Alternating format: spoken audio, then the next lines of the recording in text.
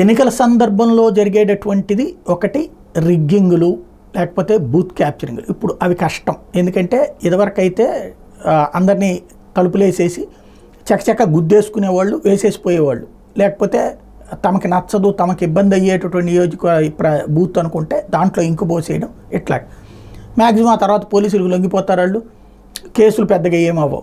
అందుకని ఇదివరకు దర్జాగా సాగేది. ఇప్పుడు అట్లా లేదు. ఈవీఎంస్ వచ్చిన తర్వాత మ్యాక్సిమం ఎంత రిగ్గింగ్ చేయాలన్నా ఒక పూటంతా కూర్చుంటే ఒక 300 ఓట్లు వేయగలుగుతారు, అంతకుమించి ఎక్కువ వేయలేరు. కాబట్టి రిగ్గింగులు, బూత్ క్యాప్చరింగ్లు ఇప్పుడు తక్కువగా ఉన్నాయి.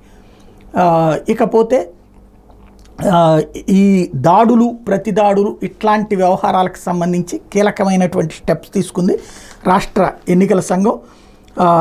మే 13 జరగబోతున్నటువంటి నేపథ్యంలో, ఎన్నికలు జరగబోతున్న నేపథ్యంలో Samarth security arrangement mapping analysis response tracking hub అనేటువంటి ఒక మొబైల్ యాప్ను తయారు చేశారు. ఇందులో అన్ని జిల్లాల ఎస్పీలు, సిపిలు, సెక్టార్ అధికారులు ఈ యాప్ని వాడాలి.